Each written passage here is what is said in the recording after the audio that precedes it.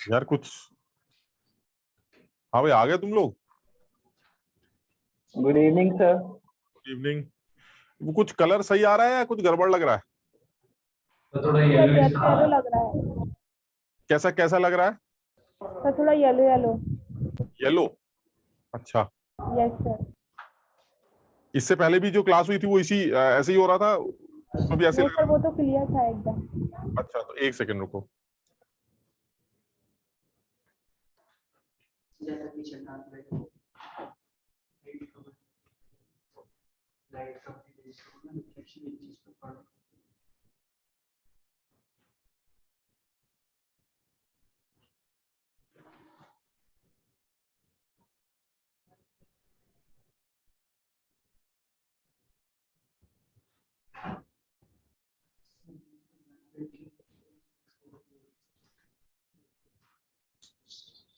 अभी बेटा एक मिनट रुको।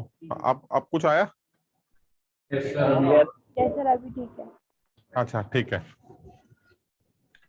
तो हम लोग कहाँ पर थे भाई? Percentage composition. अच्छा, तो ये डिसाइड हुआ है हमारा कि अगर मेरे पास कोई सैंपल हो और आप मुझे सैंपल की कोई इंफॉर्मेशन दे दें कि सैंपल कितने मोल है, या उस मतलब डायरेक्ट या इनडायरेक्ट वे में आप मुझे सैंपल के मोल दे दीजिए।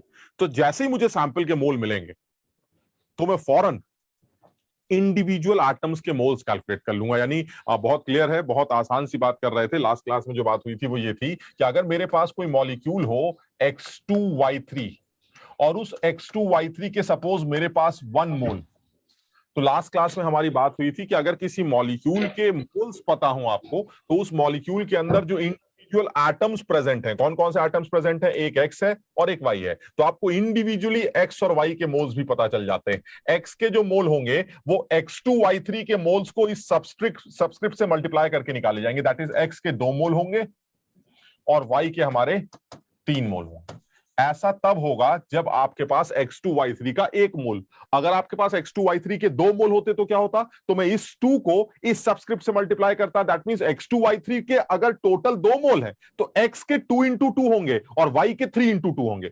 यानी जितने भी मोल इस मॉलिक्यूल के हैं उस मोल को अगर मैं इंडिविजुअल एटम्स के नीचे जो सबस्क्रिप्ट लगा हुआ है अगर इनसे मल्टीप्लाई कर दूं तो मुझे इंडिविजुअल एटम्स के मोल्स मिल जाएंगे। बताओ यहां तक समझ में आई बात? Yes sir. ठीक। अच्छा, अब इसके बाद अगला स्टेप क्या था कि अरे सर आपको तो मॉलिक्यूल के मोल मिल गए थे तो आपने फौरन एटम्स के मोल्स निकाल लिए। अब आप क्या करेंगे? तो मैंने कहा एटम के मोल से मैं एटम का वेट निकाल लूंगा। भाई मोल से वेट निकालना या वेट से मोल निकालना ये तो हमने वाई मैप में सीख रखा है। तो यानी जैसे मुझे मोल मिलेंगे तो मैं एटॉमिक वेट से मल्टीप्लाई करके उस एटम का वेट निकाल लूंगा और जब एटम का वेट मिल जाएगा तो अगर आप कहेंगे तो मैं उस एटम की परसेंटेज भी कैलकुलेट कर सकता हूं जैसा आपका दिल करे। ये पूरा खेल इससे रिलेटेड। यानी सब लोग इस बात को समझने की कोशिश करो कि पूरा सीन चल क्या रहा है कि आपको डायरेक्ट वे में या इनडायरेक्ट वे में, मैं तुम्हें अभी दिखाऊंगा कि डायरेक्ट और इनडायरेक्ट वे का क्या मतलब। डायरेक्ट वे में या इनडायरेक्ट वे में आपको किसी भी मॉलिक्यूलर सैंपल के मोल्स दे दिए जाएं और जैसे ही आपको मॉलिक्यूलर सैंपल के मोल मिलेंगे, मोल्स मिलते ही आप इंडिविजुअल एटम्स के मोल्स निकालेंगे और इंडिविजुअल एटम्स के मोल्स मिलते ही अगर आप चाहें तो उनका वेट या उनकी परसेंटेजेस कैलकुलेट कर सकते हैं। ठीक। अच्छा, अब एक छोटे से एग्जांपल से इस बारे में बात कर लेते हैं। मान लीजिए वो हमसे कहे कि भाई ये बताइए कि जैसे एक सवाल से ही बात करते हैं, आसान से सवाल से स्टार्ट करते हैं, ये अच्छा सवाल है। मान लीजिए वो हमसे कहे कि भाई ये बताइए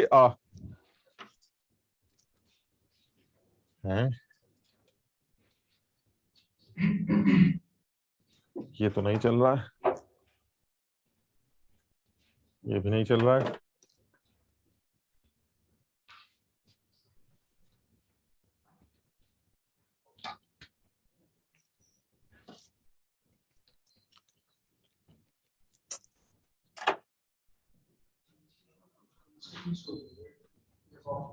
जैसे यही ले लेते हैं। अब ये जो सवाल है इसको, इसके बारे में अगर एक बात छोटी सी बात बोलें, सब लोगों को समझ में आ रहा होगा लिखा क्या है। Find out the weight of carbon. अब समझिए जरा, बात मॉलिक्यूल की नहीं चल रही, बात चल रही है उस मॉलिक्यूल के अंदर पड़े कार्बन की। वही वाला सवाल हो गया भाई। अब आप तो किसी मॉलिक्यूलर सैंपल के अंदर पड़े हुए इंडिविजुअल एटम की एनालिसिस करने की बात कर रहे हैं भाई साहब। यानी आपका जो मॉलिक्यूल है वो तो ग्लूकोज, उस ग्लूकोज में कार्बन भी होता है, हाइड्रोजन भी होता है, उसमें ऑक्सीजन भी होती है, दुनिया भर की चीजें हैं। वो कह रहा नहीं नहीं, मुझे सबकी नहीं बात करनी, मुझे कार्बन का वेट चाहिए। यानी अगर ग्लूकोज का सैंपल आपके पास पड़ा हो तो उस ग्लूकोज के सैंपल के अंदर जो इंडिविजुअल एटम्स हैं उनके वेट्स कैसे निकाले जाएं, इसके बारे में बात कर रहे हैं। तो ये तो हमारी पुरानी कहानी है। क्या ये बता सकते हो सब लोग कि मुझे इस बार ग्लूकोज के मोल्स डायरेक्ट या इनडायरेक्ट वे में गिवन है? Yes sir. Yes sir. Given है सर। अगर आप मुझे ग्लूकोज का नाम दिखा दें, हो सकता है कुछ बच्चों को ग्लूकोज का फॉर्मूला ना आता हो, अगर आप मुझे ग्लूकोज का फॉर्मूला बता दें तो मैं उसका मॉलिक्यूलर वेट निकाल लूंगा, और जैसे ही मुझे उसका मॉलिक्यूलर वेट मिलेगा तो टोटल वेट को यूज करके और मॉलिक्यूलर वेट को यूज करके मोल्स निकाल लूंगा। याद है, मोल्स निकालने के लिए mass divided by molar mass किया जाता है वाई मैप के अंदर। इसका मतलब ये हुआ कि अगर आपको किसी भी सैंपल का इनडायरेक्ट या डायरेक्ट वे में, और इस सवाल के हिसाब से देखें तो आपने इनडायरेक्ट वे में ग्लूकोज का मोल्स दे रखे हैं, यानी मोल्स ऑफ सैंपल, यानी मोल्स ऑफ ग्लूकोज या मॉलिक्यूल जो भी आप बोलना चाहें, वो कितने दे रखे हैं? 360 gram divided by molecular weight of glucose 180 gram and that is 2। ये 2 मोल हो गए। क्यों कह रहा हूं मैं ऐसा? क्योंकि जो ग्लूकोज है, अगर तुम सब लोगों को थोड़ा सा आइडिया है तो ग्लूकोज क्या याद है फॉर्मूला? C6H12। अब आप इसमें सब जानते हैं कार्बन का सब 12 होता है, हाइड्रोजन का 1 होता है, ऑक्सीजन का 16 होता है, मल्टीप्लाई करके जोड़ जाड़ के ये 180 आता है। यानी the molecular weight, gram molecular weight of glucose is 180 and the weight of the sample is 360, तो total number of moles will be 360 by 180, that is 2 moles. यानी मेरे पास जो ग्लूकोज का सैंपल है उसमें 2 मोल। डायरेक्ट या इनडायरेक्ट, आपने मुझे सैंपल के मोल दिखा दिए, फिर तो बात ही खत्म हो गई सर। सैंपल के मोल से एटम के मोल दिखाई देने लगते हैं सबस्क्रिप्ट से मल्टीप्लाई करके। क्लियर है? यानी अब आपको सारे मोल दिखेंगे। बताओ, कार्बन के अगर मोल निकालने हो तो मोल्स ऑफ कार्बन, तो कार्बन के सबस्क्रिप्ट से सैंपल के मोल मल्टीप्लाई कर दिए जाएंगे, यानी 6 into 2। क्लियर है? Yes sir. यानी कार्बन के मोल हो गए 12 मोल। बहुत बढ़िया। और बात कर लेते हैं, अगर मुझे हाइड्रोजन के मोल्स निकालने हो तो 12 into 2 24 मोल्स हो जाएंगे। अगर हमें ऑक्सीजन के मोल्स निकालने हो तो 6 into 12 मोल्स हो जाएंगे। लेकिन सर अगर मुझे मास निकालना हो तो, अरे पहले मास था फिर मोल निकाल लिए डिवाइड करके, अब मोल आ गए तो मास निकाल लो मल्टीप्लाई करके। वही वाई मैप में ऊपर नीचे जाने वाली कहानी। यानी मोल से मास जानने के लिए अगर इस एटम के मोल्स पता हो तो इस एटम का मास निकालने के लिए इस एटम के ग्राम एटॉमिक वेट से मल्टीप्लाई किया जाएगा। क्लियर है? यानी अगर आपको कार्बन का वेट निकालना है तो वेट निकालने के लिए आपको कार्बन के ग्राम एटॉमिक वेट से, दैट इज 12 ग्राम से मल्टीप्लाई करना पड़ेगा। So the weight of carbon in this sample is 144 gram. Similarly the weight of hydrogen आपको 1 ग्राम से मल्टीप्लाई करना पड़ेगा and that is 24 gram. And similarly the weight of oxygen multiplied by 16, you get 16 into 12, जो भी आएगा कितना आएगा? 192 ग्राम। ये आपको तीनों लोगों के मोल्स पता चल जाए, वेट पता चल जाएगा। जो सवाल है आपका उसके हिसाब से अगर आपको कार्बन का वेट निकालना है तो आंसर इज 144 ग्राम। क्लियर है? Yes sir. अच्छा, इस बात को फिर से समझ लेते हैं। बहुत सीधी सी बात कर रहे हैं। आप मुझे डायरेक्ट वे में या इनडायरेक्ट वे में सैंपल की इंफॉर्मेशन दे दीजिए, मैं आपको अंदर घुस घुस के एटम के बारे में सब कुछ बता दूंगा, बात खत्म। ये इतनी सी कहानी। अब आप सैंपल की इंफॉर्मेशन डायरेक्ट या इनडायरेक्ट वे में कैसे देते हैं, क्या क्या ड्रामे करते हैं, वो अलग आपकी कहानी है। अदरवाइज बस ढूंढ लूंगा मैं कि आपने मुझे सैंपल की इंफॉर्मेशन दे रखी। जैसे ही मुझे सैंपल की इंफॉर्मेशन मिलेगी मैं फटाफट सैंपल के मोल्स निकालूंगा। सैंपल के मोल्स आते ही इंडिविजुअल एटम्स के मोल्स सबस्क्रिप्ट से मल्टीप्लाई करके निकालूंगा, और जैसे इंडिविजुअल एटम्स के मोल्स मिलेंगे, अगर आप मास चाहते हैं तो मास भी कैलकुलेट कर लूंगा, अगर आप परसेंटेज चाहते हैं तो परसेंटेज भी कैलकुलेट करूंगा। हालांकि परसेंटेज के लिए तो सर एक बात फिक्स है कि आप चाहे ग्लूकोज 360 ग्राम ले लेते, चाहे ये 36 ग्राम ले लेते, चाहे ये 200 ग्राम ले लेते, चाहे ये 2 किलो या 50 किलो ले लेते, उसके अंदर कार्बन की जो परसेंटेज निकल के आती या हाइड्रोजन या ऑक्सीजन की जो परसेंटेज निकल के आती वो हमेशा कांस्टेंट रहती। याद है ये वाली बात? अगर आपने ग्लूकोज का अमाउंट बड़ा किया तो बताओ क्या क्या चीज बढ़ गई? अगर आपने ग्लूकोज का ज्यादा सैंपल लिया तो क्या क्या चीजें बढ़ जाएंगी? सर उसमें कार्बन का वेट भी बढ़ जाएगा, मानते हो? अगर ग्लूकोज ज्यादा तो कार्बन ज्यादा, हाइड्रोजन भी ज्यादा और ऑक्सीजन भी ज्यादा। यानी सर अगर आपने ग्लूकोज को ज्यादा ले लिया तो कार्बन का वेट भी ज्यादा आएगा, हाइड्रोजन का भी ज्यादा आएगा, ऑक्सीजन का भी ज्यादा आएगा। जहां 144 आ रहा है वहां कुछ और आ जाएगा, यानी वेट बदल जाएंगे सर। सैंपल के वेट को कम ज्यादा करने से उसके अंदर जो इंडिविजुअल एटम्स पड़े हैं उनके वेट कम ज्यादा होते रहते हैं। ये तो ठीक है क्योंकि उन्हीं की वजह से सैंपल का वेट होता है। लेकिन सर वो जो लोग पड़े हैं उनकी परसेंटेज कांस्टेंट रहती है, क्योंकि अगर आपने सैंपल कम लिया तो कार्बन भी कम होगा, कार्बन कम सैंपल कम परसेंटेज फिक्स, सैंपल ज्यादा कार्बन भी ज्यादा परसेंटेज फिक्स। यानी सैंपल को कम ज्यादा करने से कार्बन का वेट भी कम ज्यादा होता रहेगा, लेकिन परसेंटेज हमेशा फिक्स रहेगी। क्लियर है ये वाली बात? Yes sir. Yes sir. इसलिए अगर कभी कोई बेवकूफ, हालांकि मैंने तो कोई सवाल किसी किताब में नहीं रखा, लेकिन मुझे लगता है कि बेवकूफ बनाने वाला इसको सवाल देना चाहिए आईआईटी वाले को, या किसी बुक में इस तरह का सवाल देखना चाहिए किसी एग्जाम में, कि आपको जैसे मैं पूछूं कि भाई आप मुझे बताइए कि इस सैंपल के अंदर कार्बन की परसेंटेज क्या है, ठीक, तो आपके सामने काफी हद तक सॉल्यूशन आ चुका है, आप कर सकते हैं। 144 का वेट आ गया और टोटल वेट आपको 360 दे रखा है, तो आप कार्बन की परसेंटेज कैलकुलेट कर सकते हैं। ठीक, अब देखो यहां पर कैलकुलेशन में बहुत ज्यादा मुसीबत नहीं है। आप देखिए जरा, 144 आ गया, 360 का वेट है, 144 अपॉन 360 इंटू 100 कर देंगे, आंसर आ गया। लेकिन सोचो अगर यही सवाल में ये 360 ना होता, ये होता 109.8 ग्राम, समझ रहे हो? अब देखो झंझट क्या आएगा। अगर ये 109.8 ग्राम है सपोज, तो जो इसके मोल्स आएंगे वो 109.8 डिवाइडेड बाय 180 आएंगे। अब मान लीजिए कोई बेवकूफ उसको सॉल्व करेगा, समझ लो बात को, सॉल्व करेगा तो उसकी वही बैंड बच जाएगी। पहले वो सॉल्व करेगा, सॉल्व करने के बाद मोल आएंगे, मोल आने के बाद सबस्क्रिप्ट से मल्टीप्लाई करके कार्बन के मोल आएंगे, फिर कार्बन का वेट निकालेगा, वेट निकाल के डिवाइड करेगा, परसेंटेज निकालेगा और आंसर वही आएगा जो पहले आया। समझो बात को, क्या समझाना चाह रहे हैं हम? ये बताना चाह रहे हैं कि आप बिल्कुल चक्कर में मत पड़िएगा। आप देखिए आंसर कैसे सेम आएगा। यहां पर सब बताओ जरा, आंसर कितना निकल के आएगा? रफली कितना निकल के आएगा? 144 डिवाइडेड बाय 360 इंटू 100, यही आंसर आएगा। Percentage of carbon will be 144 upon 360 into 100। ठीक है ये? Yes sir. यानी रफली अगर देखें तो नहीं 40 नहीं, मतलब वैसे करके बता दो, एक रफ 2 से काट देते हैं, ये आ जाएगा 72 अपॉन 180 इंटू 100, इतनी परसेंट। ये they both are same values, ये सेम। ठीक, चलिए ठीक है, इसको भूल जाते हैं। अब आते हैं जरा दूसरे सवाल पे, यहीं पे छोटा सा करके देखते हैं ताकि क्लैरिटी आए।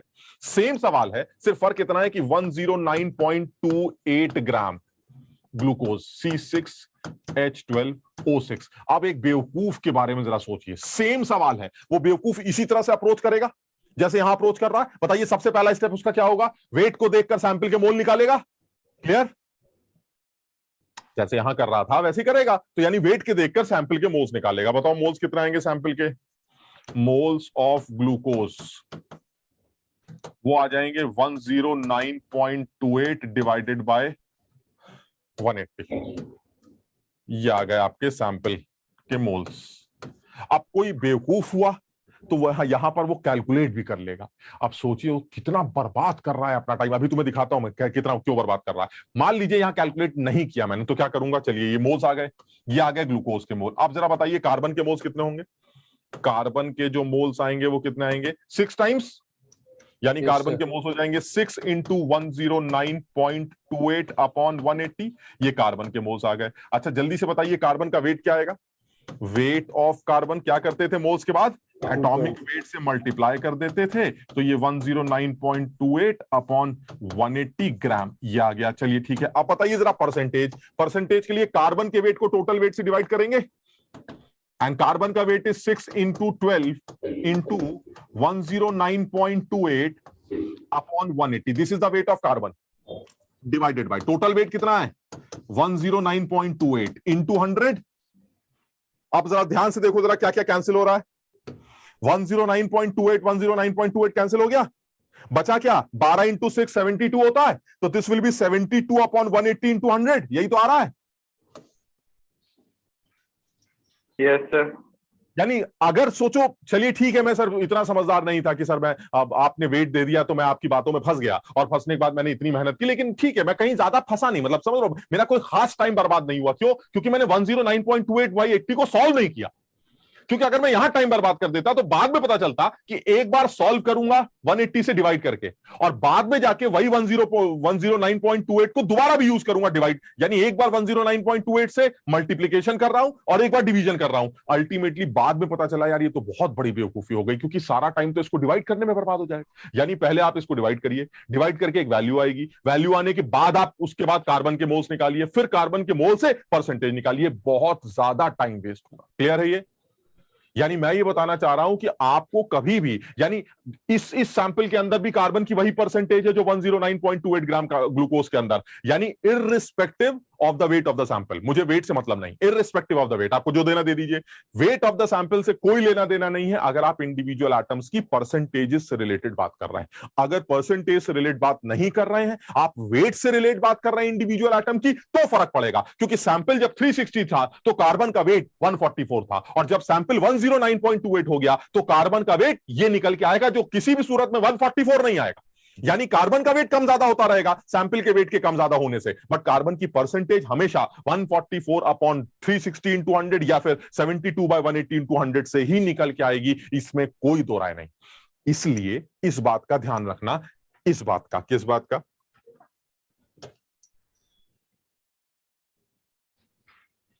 इस बात का हम ध्यान रखेंगे। देखो मैं तुम्हें जो बताना चाह रहा था वो ये, एक सवाल ले लेते हैं, सेम सवाल, ठीक, find out the percentage of carbon in a 243.84 gram glucose sample. ये सवाल आ गया। अब मैंने तो ये सवाल इस तरह का कभी देखा ही नहीं किसी भी एग्जाम में, ना किसी बुक में, कभी नहीं देखा मैंने, ठीक, लेकिन मैं चाह रहा हूं कि ये सवाल किसी एग्जाम में दिखे। क्यों? क्योंकि वो यहां पर टाइम बर्बाद करवा सकता है। 243.384 को लोग पहले मोल्स में कन्वर्ट करेंगे, वही जैसे अभी हम कर रहे थे। अब मैं तुम्हें बताता हूं सही तरीका क्या है। वो वेट चाहे कुछ भी दे, उसने 243 लिख दिया, तुम्हें पता है वेट चाहे कुछ भी ले लो, ये आंसर तो हमेशा सेम आएगा, मानते हो? Yes, sir. इसका मतलब ये हुआ जब भी सवाल आता है और उसने मान ली, आज तक कभी दिया नहीं, कोई किसी भी सवाल में आज तक परसेंटेज कैलकुलेशन में कभी भी ग्लूकोज का वेट या किसी भी सैंपल का वेट नहीं दिया जाता। क्यों? क्योंकि उनको पता है वेट कुछ भी ले लो आंसर सेम आए। इसलिए अगर उसने इस बार बेवकूफ बनाने के लिए वेट दे दिया तो बहुत सारे बच्चे पहले इसके मोल्स निकालेंगे और वो और बड़े बेवकूफ होंगे जो मोल्स कैलकुलेशन करेंगे, यानी 243.84 डिवाइडेड बाय 180 पहले सॉल्व करेंगे और उसके बाद आंसर निकालेंगे, and answer will be again same, 72/180 into 100, answer हमेशा सेम निकल के आए। अब तरीका क्या होगा? वैसे उसने नहीं पूछा, बट अगर कभी भी वेट देकर वो परसेंटेज पूछे तो आपका जो धर्म बनता है वो ये कि आप सबसे पहले एक काम करिए, इस वेट की ऐसी की तैसी, सबसे पहला काम कि सर मुझे वेट से मतलब ही नहीं। अरे यार कैसी बातें कर रहे हो, परसेंटेज निकालनी है तुम्हें, वेट से मतलब नहीं, क्योंकि परसेंटेज कांस्टेंट रहती है, वेट से कोई लेना देना ही नहीं है। इसका मतलब ये हुआ सर आपका जो वेट है ऐसी की तैसी। जब कभी परसेंटेज का सवाल आता है तो मेरा पहला स्टेप होता है, let we have 1 mole of glucose. अब मेरा सजेशन यह है कि जब कभी भी परसेंटेज कैलकुलेशन का सवाल आए तो आप उस सैंपल के 1 मोल अज्यूम कर लिया। तुम कहोगे सर जरूरी तो नहीं है 1 मोल, हो सकता है वो 2 मोल हो सकता है 1.5 हो, आधा पौन, चौथाई, कुछ भी। अरे भाई कुछ भी हो सकता, परसेंटेज तो सेम आएगी ना, मेरी बात समझ रहे हो कि नहीं? तो जब कभी भी इस तरह का कोई सवाल आए तो आप अपनी तरफ से अंदर मान लिया करिए। और ऐसा मैं क्यों कह रहा हूं, 1 मानने से एक आसानी होती है। 1 अगर ये है तो कार्बन के 6 होंगे, मल्टीप्लीकेशन कितना सिंपल हो रहा है, आप अपनी कैलकुलेशन को बहुत सिंपल करते जा रहे हैं। यानी अगर ग्लूकोज का फॉर्मूला आपको पता है C6H12O6, अगर आपने ग्लूकोज के 1 मोल को अज्यूम कर लिया कि ग्लूकोज 1 मोल है, हालांकि क्या सवाल में 1 मोल दिया गया है? नहीं, लेकिन आपको उसको देखना ही नहीं, हमें आपको परसेंटेज चाहिए भाई साहब, हम आपको परसेंटेज निकाल के देंगे, आप इसको हटा दीजिए, ठीक। तो मुझे उससे यानी जब, फिर वही बोलूंगा, आज तक कभी वेट देकर परसेंटेज नहीं पूछी, लेकिन बेवकूफ बनाने के लिए अगर पूछ भी ले तो आप इसको भूल जाइए, आप अपनी तरफ से उस सैंपल के 1 मोल अज्यूम कर लीजिए। और जैसे ही सैंपल 1 मोल होगा, जरा जल्दी से बताओ मोल्स ऑफ कार्बन कितने होंगे? मोल्स ऑफ कार्बन 6 मोल्स होंगे। 6 मोल्स का वेट सब लोग समझते हैं, 6 इंटू 12 दैट इज 72 ग्राम होगा। Yes sir. अब बताइए परसेंटेज कैसे निकलेगी? Percentage is equal to, percentage of carbon is equal to weight of carbon divided by total weight, और टोटल वेट इसका 1 मोल माना है तुमने, 1 मोल माना है तो टोटल वेट 180 ग्राम होगा। क्लियर है? Yes sir. यानी आंसर आ गया 72/180 into 100।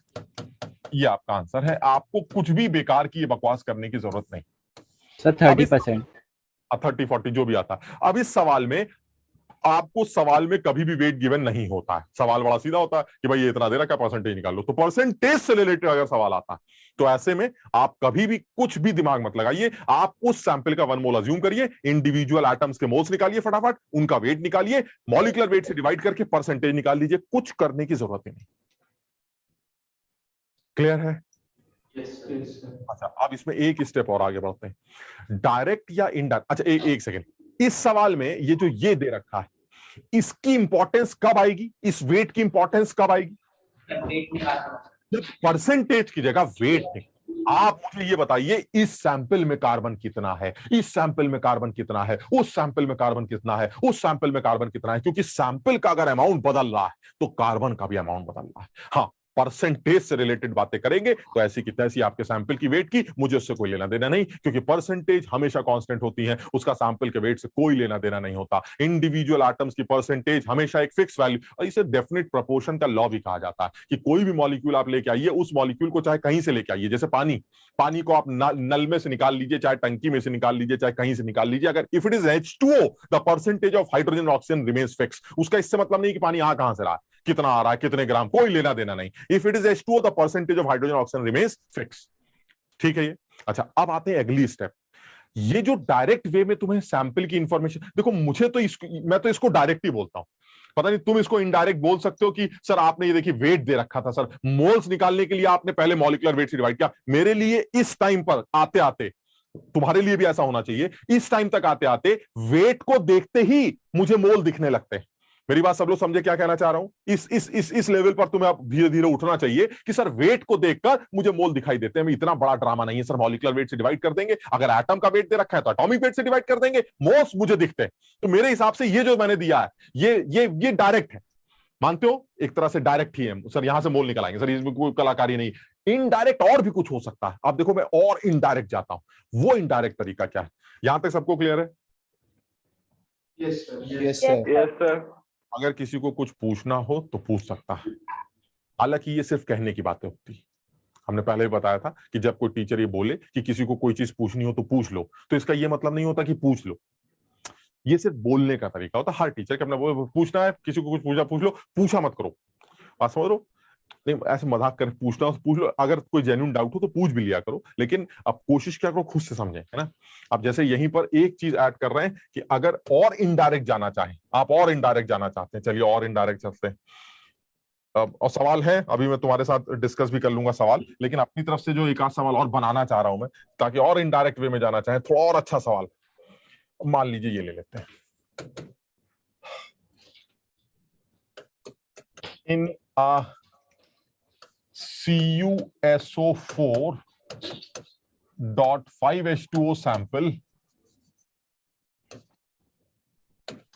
the moles of hydrogen atoms are 100 moles.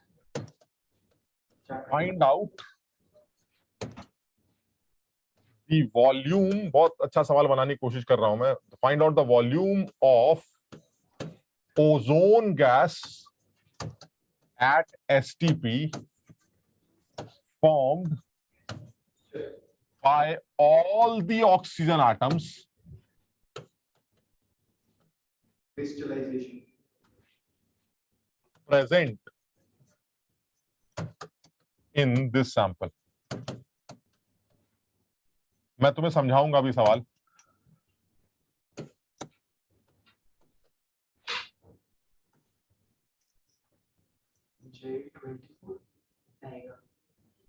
सोचो, दिमाग लगाते हैं। मतलब हो सकता है फॉर्मेशन बहुत अच्छा नहीं हो, मैं बहुत अच्छा लिख नहीं पाया, सवाल जब आएगा या कभी दिखेगा तो हो सकता है और अच्छा दिखे। मैं तुम्हें अपनी समझ भावनाएं समझा देता हूं क्या है, और तुम भी समझ सकते हो इसकी लैंग्वेज। एक सैंपल एक अजीब से आदमी का, ठीक, डरना ही नहीं है सर, जब अब तक उस लेवल पे गए नहीं तो हम क्या जाने CuSO4.5H2O क्या लेना देना। सर कुछ है, आपने लिख दिया तो कुछ होगा। CuSO4.5H2O एक sample. Now you have a sample of CuSO4.5H2O, ठीक है, ये ऐसे कितना है हमें क्या पता सर, कितना सैंपल है, बस आपने तो बताया नहीं कितना है। अच्छा ठीक है, मैंने एक इंफॉर्मेशन दी, इस सैंपल में हाइड्रोजन के एटम लेके 100 mole, and this another way to give the moles of the sample, and this is indirect way, sample के मोल्स निकाल लेगा इनडायरेक्ट तरीका। यानी मैंने तुम्हें इस सैंपल में पड़े एक एटम के मोल दे दिए। अब सोचो अगर मैं इस सैंपल में पड़े एक एटम के मोल दे देता हूं तो क्या सैंपल तक पहुंच सकता हूं? उल्टा करते हैं, सैंपल से क्या एटम तक पहुंच सकते हैं? सब्सक्रिप्ट से मल्टीप्लाई कर, अरे तो फिर तो एटम से सैंपल पहुंच सकते हैं सर, इसमें क्या कलाकारी है? समझो बात को। यानी आपको अगर किसी सैंपल के मोल, एक तो तरीका सर वेट दे दीजिए, अब या डायरेक्ट मोल, ये सब मेरे लिए डायरेक्ट है सर, ये सब डायरेक्ट तरीका है। सैंपल के मॉलिक्यूल्स दे दीजिए, तो भी हम मोल्स निकाल लेते हैं। सर सैंपल का अगर कोई गैसियस सैंपल है तो आइडियल एसटीपी पर वॉल्यूम दे दीजिए। सर ये सब डायरेक्ट हो गए हमारे लिए, ये इनडायरेक्ट नहीं, लेकिन ये एक इनडायरेक्ट तरीका है, यानी सैंपल के मोल्स को इनडायरेक्ट वे में आपको उस सैंपल के अंदर पड़े किसी एक इंडिविजुअल एटम के मोल दे दिए जाए। अब आप उन मोल्स को यूज करके सैंपल के मोल्स निकालिए, यूनिटरी मेथड लगा, समझो बिल्कुल सीधा। सवाल यह है कि अगर इस सैंपल के अंदर क्या है हमारा हाइड्रोजन के 100 मोल हो, तो आप बताइए अगर इस सैंपल की सारी ऑक्सीजन एटम्स को इकट्ठा करके ओजोन गैस बनाई जाए तो उस ओजोन का एसटीपी या एनटीपी पर वॉल्यूम क्या निकल के आएगा, यह सवाल।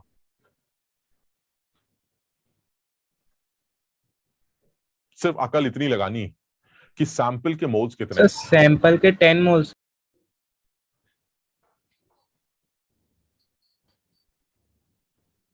अब अभी किसने जवाब दिया ये? सर आदित्य। आदित्य, हम मान लेते हैं तुम्हारा आंसर अभी सही है या नहीं है, हम मतलब हम अभी कुछ बोल नहीं रहा। मैं अब बाकी लोगों से भी अभी एक चीज डिस्कस कर रहा हूं 1 मिनट के लिए कि मान लो सैंपल के 10 मोल, पता नहीं सही है कि नहीं, मैंने अभी सोचा भी नहीं, ठीक, मैंने तो ऐसे सवाल बना दिया बस। मान लो सैंपल के 10 मोल, अगर सैंपल के 10 मोल हैं तो तुम्हें ऑक्सीजन के मोल्स मिल जाएंगे, क्योंकि सैंपल से एटम तक पहुंच सकते हैं कि नहीं। अब यार देखो पुरानी बात हो भाई, झाड़ू लेके चलोगे तो कैसे सीखोगे, पीछे झाड़ू लगा रखी है, बताइए ऐसे तो ना होगा यार। आपको पुरानी बातें थोड़ा ना भूलनी है यार। अभी तो बात हुई थी हमारी कि सैंपल के अगर मोल्स पता चल जाए या सैंपल की इंफॉर्मेशन मिल जाए तो इंडिविजुअल एटम्स के मोल्स पता चल जाते हैं। तो मान लीजिए सैंपल के मोल पता चल गए, तो क्या कॉपर के मोल पता चल जाएंगे, सल्फर के मोल पता चल जाएंगे, ऑक्सीजन के मोल पता चल जाएंगे? हाँ सर, सबके पता चल जाएंगे। और जब ऑक्सीजन के मोल्स मिल जाएंगे तो उससे ओजोन बना लेंगे और ओजोन का एसटीपी या एनटीपी वॉल्यूम निकाल लेंगे। ये सवाल ठीक। आदित्य बिल्कुल सही कह रहा है, इस सैंपल के 10 मोल कैसे? तुम ये बताओ, अगर इस सैंपल में हाइड्रोजन एटम्स के 10 मोल होते, ये दिख रहा है 5 into 2, यानी अगर इस हाइड्रोजन के 5 into 2 यानी 10 मोल्स होते, है नहीं होते, तो ये सैंपल 1 मोल होता। अकल लगाओ पहले, उल्टा करते हैं 1 सेकेंड। अगर ये सैंपल 1 मोल होता तो कॉपर कितने होते? 1। सल्फर कितना होता? 1। और हाइड्रोजन कितना होता? 5 into 2 10। अगर ये सैंपल 1 होता तो हाइड्रोजन 10 मोल होते। उल्टा, अगर हाइड्रोजन 10 मोल है तो इसका मतलब सैंपल 1 मोल रहा होगा। Yes sir. सर आप तो कह रहे हैं हाइड्रोजन के 100 मोल, इसका मतलब सैंपल 1 मोल नहीं है सर, सैंपल 10 मोल है, क्योंकि अगर हाइड्रोजन 10 था तो सैंपल 1 था। If hydrogen is 100 the sample should be 10 moles. Clear? Yes sir उल्टा कर दिया, आप समझ गए बात को, बिल्कुल सीधी बात समझ में आ गई कि आपने इस बार उस सैंपल, हम अब तक क्या करते थे कि सैंपल के मोल से हाइड्रोजन के मोल्स निकालते थे, अब की सर आपने हाइड्रोजन के मोल दे दिए, हमने उल्टा करके सैंपल के मोल्स निकाल लिए। यानी this is the indirect way sample के मोल्स देने का, जिसमें आप किसी दूसरे सैंपल के अंदर पड़े हुए किसी एक एटम के मोल देते थे। समझो बात, यानी अब आपने CuSO4.5H2O के अंदर अगर हाइड्रोजन के मोल दे दिए तो आप कैसे बोलेंगे? If hydrogen atoms 10 moles, then sample 1 mole। लेकिन आपको क्योंकि सवाल में हाइड्रोजन एटम 100 मोल्स दे रखे हैं, इसीलिए जो हमारा सैंपल होगा वो 10 मोल होगा। यानी इनडायरेक्ट वे में आपको सैंपल के 10 मोल्स दे रखे हैं। पहले सब लोग इस बात को समझें। इंदिरापुरम में जो 2 बच्चे बैठे हैं, क्या वो ये बात समझ पा रहे हैं? क्लियर है बेटा? क्या नाम है तुम दोनों का? तुम्हारी आज ये फर्स्ट क्लास है? No sir. किसकी फर्स्ट है आज? तुम्हें समझ में आ रहा? दोस्त तुम्हारा नाम क्या है? ओजस। हाँ ओजस। ओजस। ओजस, हमारी मुलाकात हुई है पहले क्या? नहीं सर। अच्छा, तो ये तुम समझ पा रहे हो थोड़ा बहुत? यस। ठीक। थोड़ा सा मेरा सजेशन ये कि आज घर जाकर कम से कम मोल्स कैसे निकलते हैं वेट के मदद से, मॉलिक्यूल्स की हेल्प से मोल्स कैसे निकलते हैं, या फिर एसटीपी पर अगर वॉल्यूम गिवन हो किसी गैस का, आइडियल गैस का, तो मोल्स कैसे निकलते हैं, जरा ये छोटे से छोटे वाले जो कन्वर्जन्स हैं उनको एक बार घर में जाके एनसीईआरटी बुक से जरूर पढ़ना। ठीक है? हम हालांकि कोई बहुत मुश्किल बात नहीं कर रहे, बट ऑब्वियसली टेक्निकल है, क्योंकि तैयारी मुश्किल है, एग्जाम मुश्किल है, तो हमें उस लेवल तक तो जाना ही पड़ेगा। तो हम हल्का हल्का खेलते कूदते रहे, वही मोल मोल करते रहे तो मजा नहीं आएगा। आप जब तक डिटेल में और अंदर नहीं घुसेंगे, तो हमने ऐसे एक सवाल बना दिया कि भाई ऐसा है, भाई मेरे पास एक CO4.5H2 का सैंपल है जिसमें हाइड्रोजन के 100 मोल्स हैं, तो अगर उसमें हाइड्रोजन के 100, इसमें बच्चों को पता है क्या कंफ्यूजन आता है, पहले मुझे भी आता सर हाइड्रोजन 100 हो ही नहीं सकता। पहले तो मैं दिमाग, मुझे ये नहीं समझ में आता था कि पागल हो क्या, हाइड्रोजन 100 हो ही नहीं सकता, तुमने 100 बना कैसे दिया? क्यों मुझे ऐसा लगता था? क्योंकि मुझे लगता था हाइड्रोजन तो 10 है ना, ये 5 × 2 10, 100 कहां से हो जाएगा? 100 इसलिए हो जाएगा क्योंकि अगर ये सैंपल 10 1 मोल होगा तो हाइड्रोजन 10 मोल होगा ना। मेरी बात समझे कि नहीं? Yes, sir. अगर ये सैंपल 1 ही Yes, है sir. तो हाइड्रोजन 10। मैं ये सोचता था यार हाइड्रोजन 10 के अलावा 20 30 40 कहां से हो सकता है? हो सकता है, अगर आप सैंपल के अमाउंट को बड़ा कर देंगे तो हाइड्रोजन भी तो बढ़ जाएगी। यानी अगर सैंपल 1 मोल लोगे तो हाइड्रोजन के 10 ही रहेंगे, लेकिन अगर सैंपल के 10 मोल लोगे तो हाइड्रोजन भी 10 गुना हो जाएगी, दैट इज 100। यानी if you have 10 moles of hydrogen the sample would be 1 mole, and it is 100 moles of hydrogen sample 10 moles. आपको इनडायरेक्ट वे में सैंपल के, यानी ये जो कहानी थी ये वाली, ये सब काट दो, खत्म हो गई बात, मुझे आपसे कोई मतलब ही नहीं, आपका काम खत्म, बात खत्म। क्यों दिया गया था हाइड्रोजन के मोल? इसलिए दिए गए थे ताकि आप क्या निकाल पाए? सैंपल के मोल। क्लियर? Yes, sir. अब आते हैं अपने मुद्दे पे। वो कह रहा है अब बताओ बेटा तुम्हें सैंपल दिखता है? मैंने कहा हाँ सैंपल दिखता है। अगर सैंपल दिखता है तो तुम्हें क्या इंडिविजुअल एटम्स के मोल्स दिखते हैं? हाँ सर सैंपल से मोल्स दिखते हैं। खत्म हो गया सवाल। इसका मतलब ये हुआ, सवाल में कह रहा है कि अगर इस सैंपल के जितने ऑक्सीजन एटम्स हैं, अगर मैं इन सारे ऑक्सीजन एटम्स को इकट्ठा करके ओजोन बनाऊं तो बताइए ओजोन का एसटीपी पर वॉल्यूम क्या होगा? तो मैंने कहा एक सेकेंड, ओजोन तो जाए भाड़ में, सबसे पहले ऑक्सीजन के कितने एटम्स हैं वो निकालते हैं। अब सोच के जवाब देना भाई, अगर सैंपल के तुम्हें क्लियर हो गए 10 मोल है तो ऑक्सीजन के कितने मोल होने चाहिए? उस 10 मोल सैंपल में क्या करें? सबस्क्रिप्ट से मल्टीप्लाई करेंगे। कितनी ऑक्सीजन एटम दिखाई देती है तुम्हें जरा बताओ? 9. अरे दिखाई भी नहीं देती, बताइए कोई केमिस्ट्री है इसमें देखने में? सीधी सीधी बात, 4 यहां से 5 यहां से, क्लियर है भाई? 4 ये है, Yes, sir. 5 समझते हो ना, ये 5 यानी 4 यहां से 5 यहां से, यानी कितने नाइट ऑक्सीजन एटम्स है? 9। यानी अगर ये सैंपल 1 मोल होता तो ऑक्सीजन 9 होता, लेकिन सैंपल तो 10 मोल है तो ऑक्सीजन के 90 मोल्स होंगे। क्लियर है? Yes, sir. Yes, Yes, sir. sir. अगर आपका सैंपल 10 मोल है भाई साहब, जो कि आपने इनडायरेक्ट वे में मुझे दिया, तो मैंने सैंपल के मोल से कॉपर निकाला, सल्फर निकाला, ऑक्सीजन तक निकाला, और ऑक्सीजन 4 और 5 यहां से 9, यानी ऑक्सीजन का सबस्क्रिप्ट 9 है। 9 को 10 से मल्टीप्लाई किया, now you have 90 moles of oxygen in this sample which is 10 moles of copper sulphate dot 5H2 sample. अगर ऑक्सीजन के 90 मोल्स हैं तो ओजोन के उन्हीं ऑक्सीजन से 30 मोल्स बनेंगे, समझो। और उस 30 मोल से एसटीपी पर उसका वॉल्यूम निकल आएगा, क्योंकि 1 मोल का वॉल्यूम एसटीपी पर या एनटीपी पर 22.4 लीटर लिया जाता है। मल्टीप्लाई करके ये काम किया जा सकता है। क्लियर है? जरा आंसर निकालो। 672.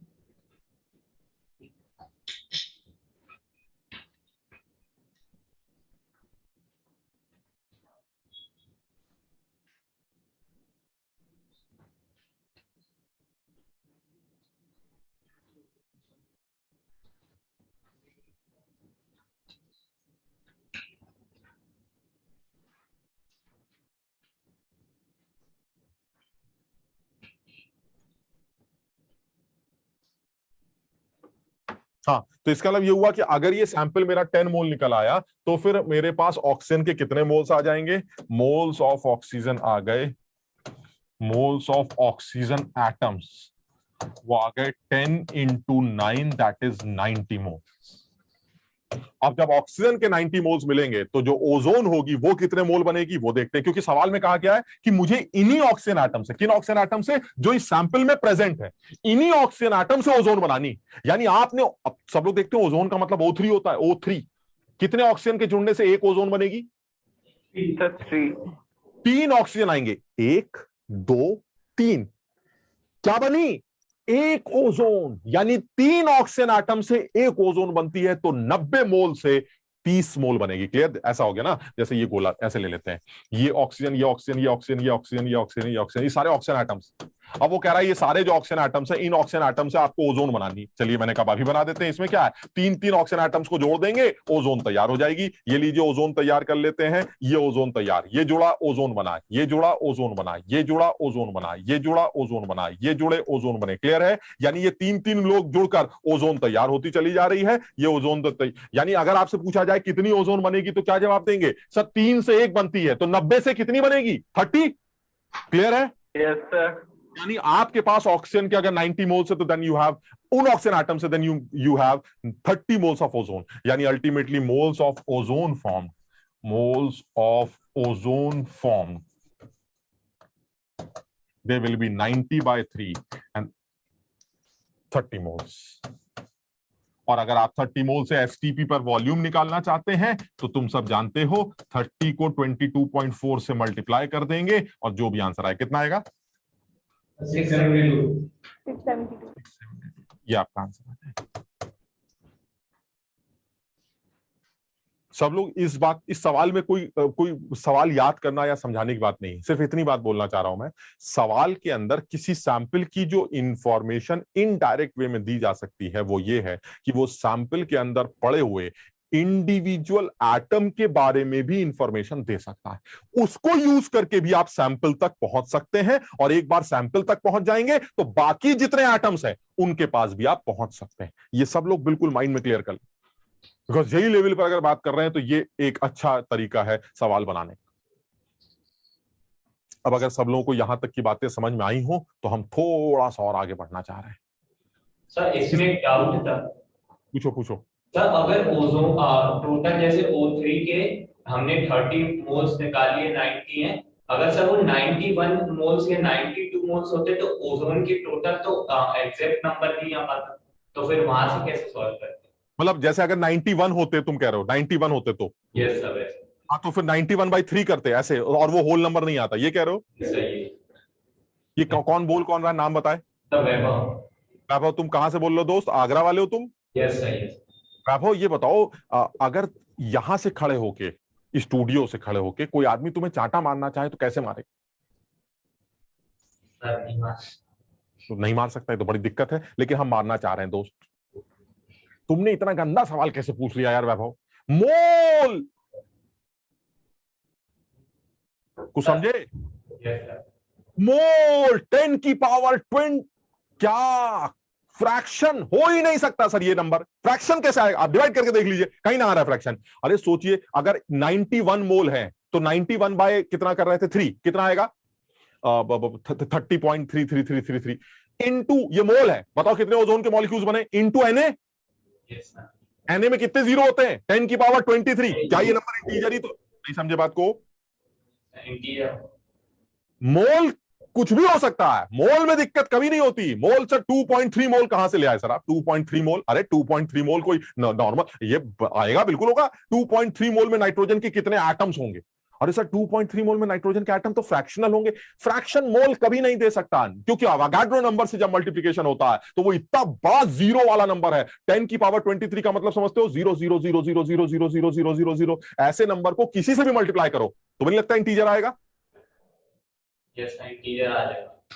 सबको समझ में आ गई मेरी बात? इसलिए मोल में टेंशन मत लिया करो, मोल के चक्कर में कभी मत पड़ो। सर ये क्या आपने 91/3 कर दिया सर, ये कौन से मोल है? अरे मोल तो कुछ भी आ जाए वो इंटीजर होता है। अवोगाड्रो नंबर से मल्टीप्लाई करके वो इंटीजर ही बन जाता है अगर आप नंबर्स में आते हैं। मोल तो एक बड़े नंबर का एक छोटा रूप है, बड़े से नंबर का छोटा सा रूप। लेकिन अगर आप वो बड़ा सा नंबर जानना चाहते हैं तो बड़ा सा नंबर तो इंटीजर ही आएगा सर। क्लियर है ना सबको? वैभव तुम्हारा ये डाउट क्लियर हो गया? यस। इसलिए लोड मत लेना। अगर वो 30 डिवाइड करके 30.333 या 3.023 कुछ आ रहा हो, तुम ये मत सोचना यार ये 30.03 कौन से मोल होते हैं। अरे होते हैं यार, वो इंटीजर ही आएगा जब आप उसके नंबर्स पे जाएंगे। ये तो मोल है, जब नंबर्स में जाएंगे तो वो इंटीजर ही आएगा, इसलिए दिमाग मत लगाओ। बिल्कुल क्लियर है ये? और मैंने ये सवाल ये सोच के बनाया भी नहीं था कि वो 30 आएगा, मैंने तो ऐसे बना दिया, वो बाई चांस 30 आ गया। मैं कुछ भी बना देता, यहां 100 की जगह अगर मैं 100 की जगह मान लो सपोज 150 ले लूं तो शायद ये इंटीजर नहीं आएगा, या 140 ले लूं तो शायद ये आंसर इंटीजर, ये मोल्स इंटीजर नहीं आएंगे ओजोन के। अरे चाहे वो इंटीजर आए ना, इससे कोई फर्क ही नहीं पड़ता, क्योंकि वो सब नंबर तो इंटीजर में ही होगा ना सर। 2.3 मोल भी एक इंटीजर नंबर होगा, जब आप उसको नंबर्स में कन्वर्ट करेंगे तो नंबर ही निकल के आएगा। सब लोग समझ रहे हो ना यार जो हम समझाना चाह रहे हैं? सबको समझ में आ गई बात? Yes, वैभव sir. तुम्हें भी समझ में आ गया ये? Yes sir. आज तो दीप शिखा भी दिखाई दे रही है। दीप शिखा बेटा तुम किस सेंटर से हो? Sir online. ऑनलाइन? यस। अच्छा, किसी सेंटर को ज्वाइन नहीं किया बेटा? अच्छा ठीक, ये समझ में आ गया? ठीक, चलिए अब और एक स्टेप और आगे बढ़ते हैं। चलिए और आगे बढ़ के देख लेते हैं।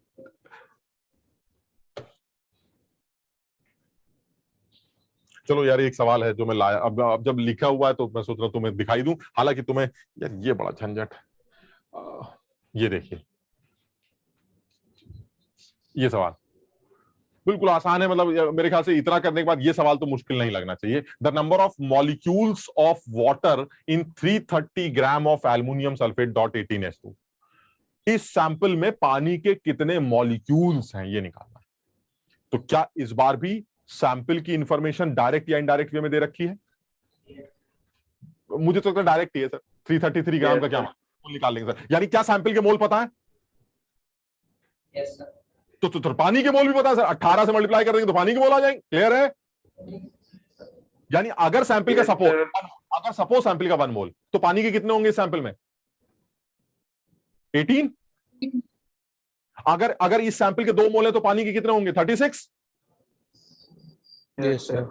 यानी ये जो है हमारा, ये तो सैंपल हो गया, ये पानी हो गया।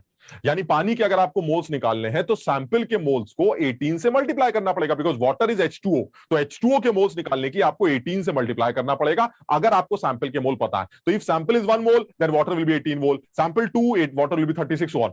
अब सैंपल के मोल कितने वो तो आपने बताया नहीं, बता रखे हैं 333। इससे सैंपल के मोल्स आ जाएंगे। कर लोगे सब लोग? यानी मोल सैंपल सबसे पहले निकाल लेते हैं और वो आ जाएंगे 333 ग्राम। के बाद मोल्स निकालने के लिए मॉलिक्यूलर वेट से डिवाइड किया जाता है और Al2SO4.18H2O का जो मॉलिक्यूलर वेट होगा वो आपको निकालना पड़ेगा। एल्युमिनियम 27 होता है, इस बात को याद कर लो। एल्युमिनियम का एटॉमिक वेट 27 है, तो 2 एल्युमिनियम के 54 हुए। सल्फेट अकेला 96 होता है और 3 सल्फेट तुम अपने आप भी निकाल सकते हो। Sulphur is 32, sulphur is 32, aluminium is 27। ये आपको याद रखना है, ठीक? तो सल्फर और सल्फेट इज 96। 96 इंटू 3 कितना होता है भाई? 96 इंटू 3 6 3 18 288। तो ये आ जाएगा 288। और फिर पानी के 18 इंटू 18 कितना होता है? 324. 324। जरा जोड़ के बताओ कितना आएगा? 8 4 12 6, इधर आया 1 6 14 6 6 666। अरे वाह, ये तो बड़ा अच्छा हो गया। 666 ग्राम। यानी कितने मोल दे रखे हैं सैंपल के? Half mole. सैंपल के हाफ मोल। अब अगर सैंपल के हाफ मोल है तो एल्युमिनियम के कितने होंगे? चलो सबके निकाल लेते हैं मोल। बताओ एल्युमिनियम के मोल कितने होंगे? 1। Half mole. अरे सब्सक्रिप्ट से मल्टीप्लाई करेंगे ना 2 को हाफ से। अरे 1 मोल। 2 इंटू हाफ 1 हुआ ना? Yes, sir. ठीक, तो यानी एल्युमिनियम के 1 मोल। और कर लेते, चलो सल्फर के बताओ, जरा देखते हैं कौन बताएगा। 3/2। शाबाश, क्योंकि सल्फर यहां 3 है, दिख रहा है तेरी? तो सल्फर अगर 3 है और सैंपल के मोल हाफ है तो 3 into half that is sulphur के 3/2 मोल हो गए। अच्छा, अब जरा पानी के, डायरेक्ट पानी के ही निकाल लेते हैं। पानी के 18 से मल्टीप्लाई कर देंगे, यानी 9 मोल्स। 9 मोल्स, यानी वाटर के 9 मोल्स होंगे। यानी in the sample of 333 gram of aluminium sulphate dot 18H2O we have 9 moles of water. और आपको मोल्स निकालने थे या पानी के मॉलिक्यूल्स? मॉलिक्यूल्स निकालने थे, तो मोल्स के बाद मॉलिक्यूल्स के लिए अवोगाड्रो नंबर से मल्टीप्लाई कर देंगे। यानी इतने मॉलिक्यूल्स वाटर के एग्जिस्ट कर रहे हैं इन दिस सैंपल। क्लियर है? Yes sir. Yes sir. और ये भी बिल्कुल वही, मतलब कुछ नया मत समझना। बस तुम्हारे अंदर ये आदत बिल्कुल अगर डेवलप हो जाए ना, हाँ इसमें टाइम लगता है ना, इस चीज में टाइम लगता है ये आदत डेवलप करने में, कि जब चीजें पढ़ते हैं या आगे बढ़ते हैं तो मतलब ऐसा नहीं सोचते कि लो ये नया आ गया, लो ये भी नया आ गया, लो ये भी नया आ गया। उसको कुछ इस तरह से लिंक करते हैं, अरे यार ये तो वैसे ही, ये कुछ नया नहीं, सेम कुछ वैसे ही चल रहा है। क्योंकि जितना ये सोचोगे नया आ रहा है उतना तुम्हारा दिमाग खराब होगा कि यार ये तो अभी शुरू हुए हैं और हर बात नई नई तरह से आ रही। क्या ये नई बात की है हमने जो यहाँ की है? No sir. सब पुराना। आज जितने भी सवाल कर रहे हैं सब पुरानी बात कर रहे हैं, वो पुरानी वही वाली बात जो आपने लास्ट क्लास में एंड में बताई थी, वही कि सर सैंपल के मोल पता होंगे तो इंडिविजुअल एटम के मोल वेट शेट जो निकालना निकल आएगा। आज आप सारी वही कहानी बार बार करते हैं। ठीक, एक और चीज करते हैं, चलिए एक और सवाल में आगे बढ़ते हैं। अब फिर वही ये सवाल और है, मैं तुम्हें करने के लिए घर के लिए दे दूंगा। मैं फिर मेरे दिमाग में एक सवाल आ रहा है, मैं उसको भी बनाना चाह रहा हूं, थोड़ी सी अकल लगाते हैं इसके बारे में भी। Find out the weight loss on heating Glauber salt,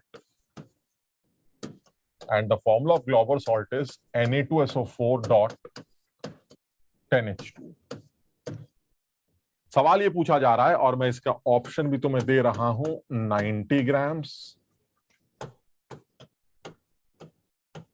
180 grams,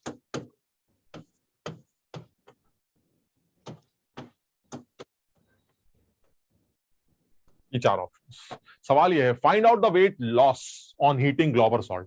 अब तुमको सर ये तो सवाल सिलेबस का ही नहीं सर, हमने पढ़ा ही नहीं ग्लोबर सॉल्ट क्या होता है, तो मैं तुमसे ये पूछ रहा हूँ कि ग्लोबर सॉल्ट क्या होता है, मैं पूछ रहा हूँ तुमसे ग्लोबर सॉल्ट क्या होता है, मैं तो बता रहा हूँ कि ग्लोबर सॉल्ट Na2SO। और अब इस बात को पहली बार आई तो इसको अपनी कॉपी की छत पे लिख लो। कॉपी की छत जानते हो कौन सी होती है?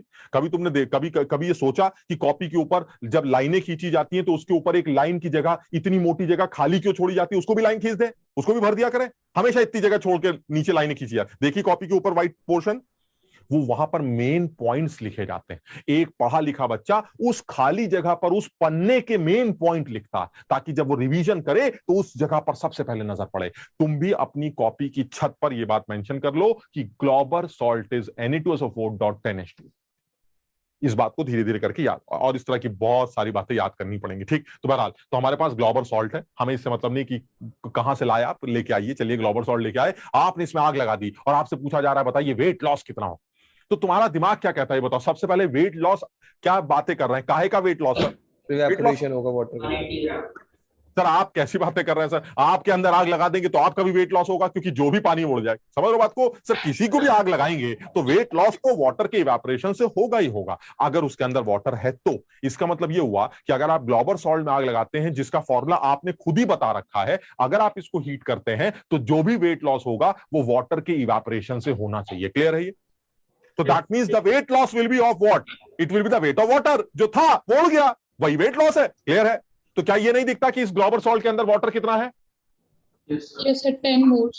10 मोल्स, और अगर 10 मोल वाटर है और 1 मोल वाटर का वेट, मॉलिक्यूलर वेट 18 ग्राम होता है, option B is correct. 180 gram होगा। 180 gram. Yes. तो फिर बिल्कुल sir option 80, B. Option B होना चाहिए हमारा आंसर। इस, अरे भाई कहां गया?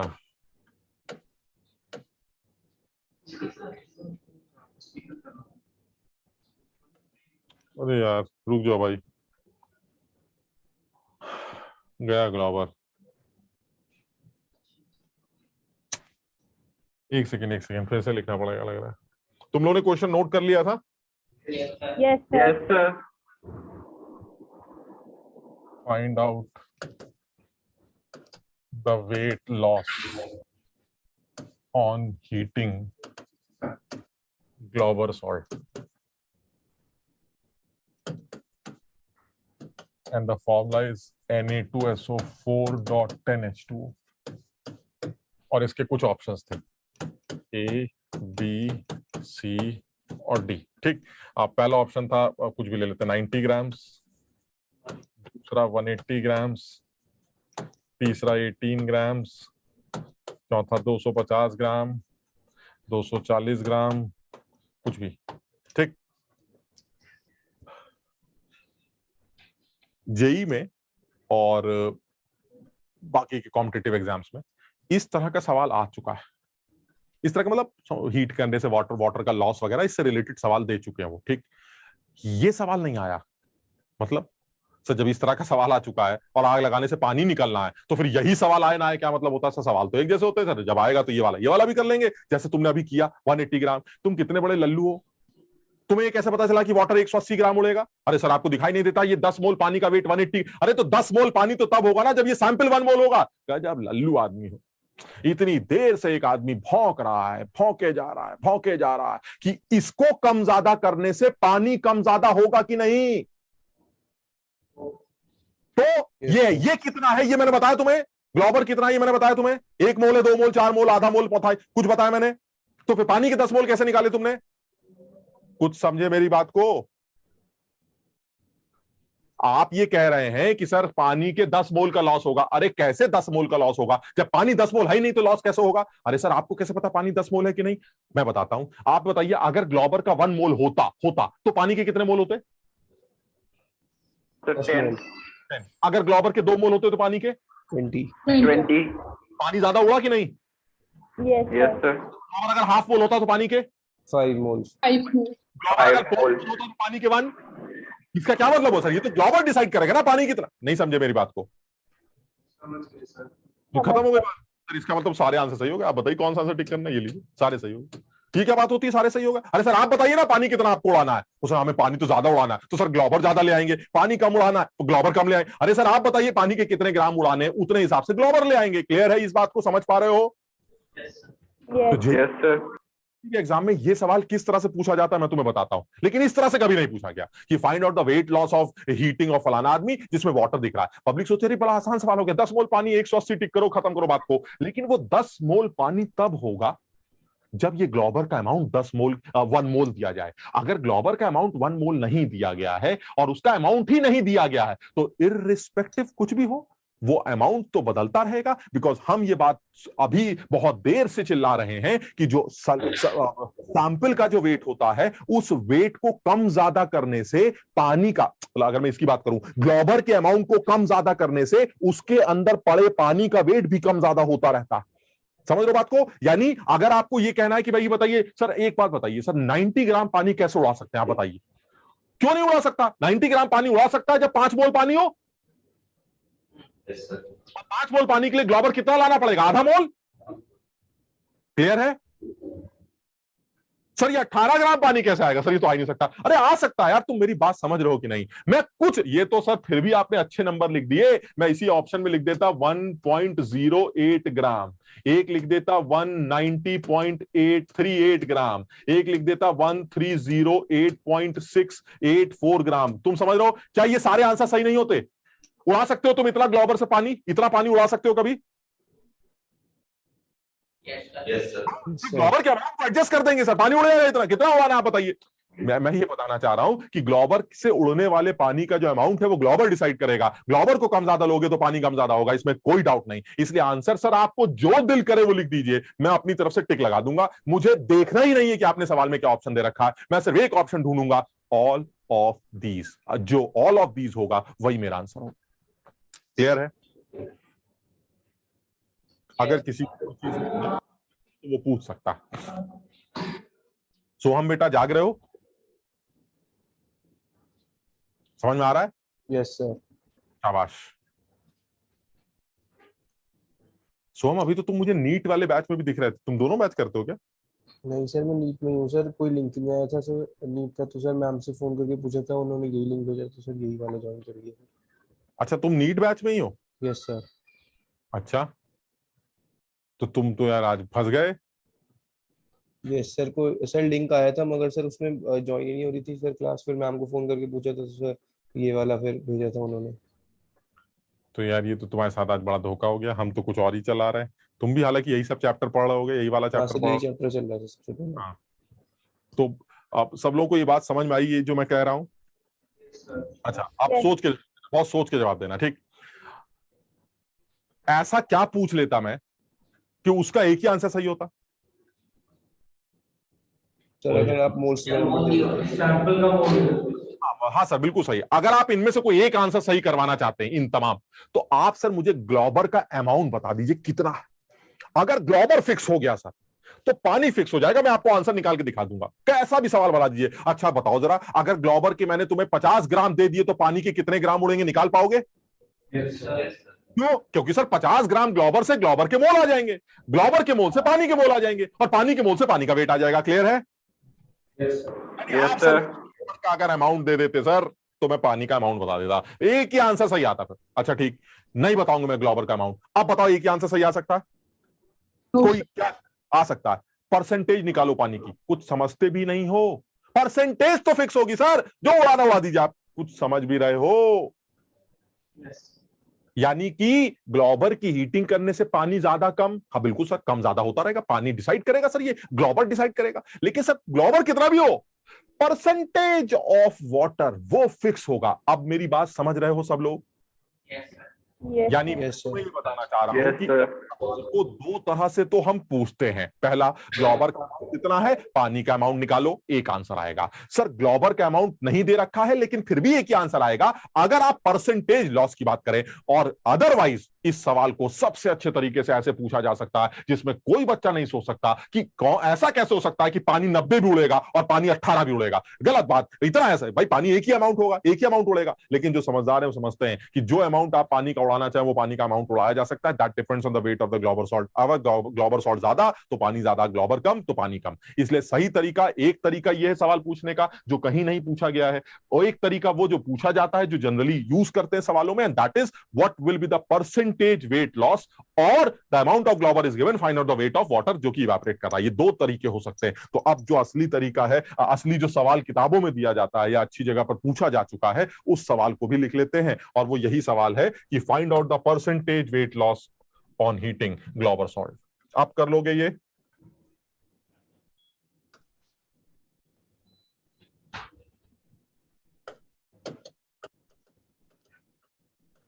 Find out percentage weight loss. अब बताओ, एक आंसर आएगा या बहुत सारे आंसर आएंगे? सर एक आएगा, लेकिन मैंने तो ग्लोबर का अमाउंट नहीं दे रखा है। लेकिन सर परसेंटेज उसकी फिक्स होती है। परसेंटेज तो फिक्स रहेगी।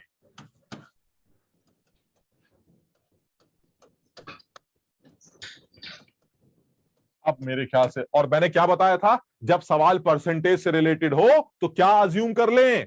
1 मोल है भाई, ग्लोबर 1 मोल है, बात खत्म। समझ लो बात को? यानी ग्लोबर 1 मोल हो गया। अगर ग्लोबर 1 मोल ले लिया तो पानी कितना होगा? 10 मोल। समझ रहे हो? Yes, sir.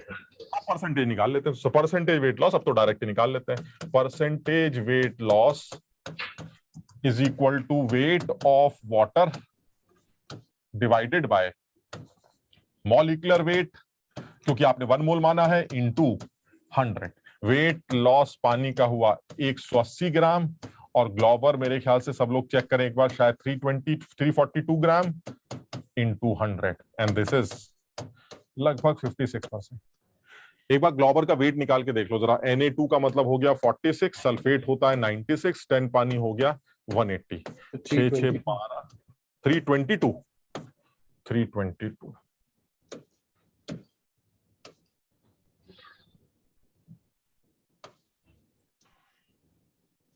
अगर इसमें भी अब किसी को कोई डाउट हो तो वो डिस्कस कर सकता है। अब इसका आंसर एक ही सही है सर। ये एक सही कैसे है सर? अगर आपने ग्लोबर के 2 मोल लिए होते तो भी यही आंसर आता है, 10 मोल लिए होते तो भी यही आंसर आता है, क्योंकि परसेंटेज में फर्क नहीं पड़ेगा, फर्क पड़ेगा अमाउंट में। और जब मैंने अमाउंट पूछा था तब तुमने भी एक ही आंसर बताया था, जबकि अमाउंट के केस में आंसर कुछ भी हो सकता है, परसेंटेज एक ही निकल के आए। यानी आप या तो ग्लोबर के अमाउंट को फिक्स करिए ताकि मैं पानी के अमाउंट को फिक्स कर दूं, और नहीं तो आप मुझसे परसेंटेज से रिलेटेड बात करिए, मैं आपको जवाब दे दूंगा ताकि आंसर एक ही आए। अगर आपने ये दोनों बातें नहीं की हैं तो ऐसे में जो आंसर निकल के आएगा वो कुछ भी हो सकता है।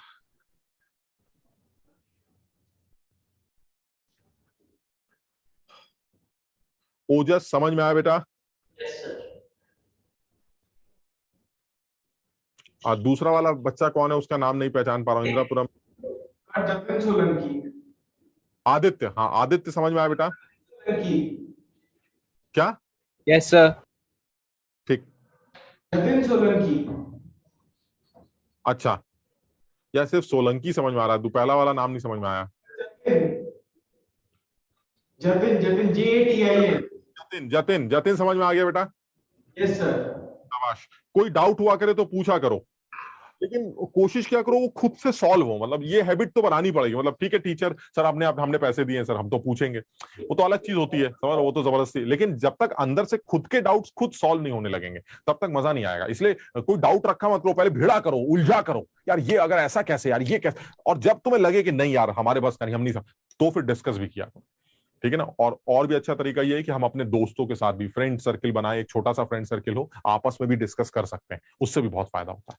ठीक, या आगरा में जो पब्लिक बैठी है उनके समझ में आ रहा भाई? Yes sir. ठीक, अच्छा, अब अगर यहां तक समझ में आ गया तो एक सवाल और करते हैं, देखते हैं वो तुम कर पाते हो कि नहीं, क्योंकि वो भी जेई में पूछा जा चुका है, उस तरह का सवाल भी जेई में पूछा जा चुका है। तो फिर सवाल क्या है, अब मैं अपनी तरफ से एक सवाल बना देता हूं, फिर कुछ और बनना होगा तो वो मिल जाएगा हमें। Find out the molecular wait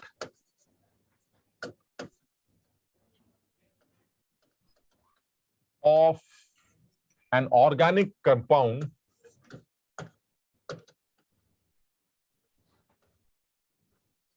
in which a percentage of, ऐसे कुछ भी ले लेते हैं, सल्फर ले लेते हैं, sulphur is 0.1%. Find out the molecular weight of an organic compound. एक ऑर्गेनिक कंपाउंड है, बिल्कुल दिमाग नहीं लगाना, ये सब बेवकूफ बनाने का तरीका होता है कि मेरे पास एक आदमी है, ठीक, एक मॉलिक्यूल है, उस मॉलिक्यूल का मॉलिक्यूलर वेट क्या है जिसके अंदर सल्फर की जो परसेंटेज है वो 0.1। ऑप्शन ले लेते हैं, पहला ऑप्शन ले लेते हैं 32,000 यू, दूसरा ले लेते हैं 18,000 यू, तीसरा कुछ और ले लेते हैं मान लीजिए, और चौथा ले लेते हैं, ये 4 ऑप्शन। इस मॉलिक्यूल का मॉलिक्यूलर वेट क्या है जिसके अंदर सल्फर की परसेंटेज 0.1? कोई केमिस्ट्री, क्या कह रहे हो बेटा? सर कुछ भी हो सकती है, वो तो सल्फर के अलावा कुछ और भी तो हो सकता है उसमें, तो वेट, वो भी तो वेट में क्या बेकार की बातें करो, सल्फर की परसेंटेज दे रखी ना, बाकी कुछ भी हो सकता है, मतलब वो मॉलिक्यूल तो फिक्स ही होगा ना यार, या मॉलिक्यूल बदलते रहेंगे हम? सल्फर को फिक्स कर देंगे, मॉलिक्यूल बदलते रहेंगे। मॉलिक्यूल अगर पानी है तो पानी रहेगा, नहीं समझे? मॉलिक्यूल थोड़ा बदल सकते हैं। एक मॉलिक्यूल, अब अपनी अकल लगा रहे हैं, उल्टी सीधी अकल लगा रहे हैं। एक मॉलिक्यूल है जिसमें सल्फर के परसेंटेज दे रखी, आपको ये बताना है उस मॉलिक्यूल का मॉलिक्यूलर वेट क्या है। कुछ भी हो सकता है, मतलब कुछ मॉलिक्यूल कुछ भी ले सकते हैं। मॉलिक्यूल फिक्स हो गया, उस फिक्स मॉलिक्यूल के अंदर सल्फर की परसेंटेज दे रखी है, आपको उस मॉलिक्यूल का मॉलिक्यूलर वेट निकालना, ये सवाल है।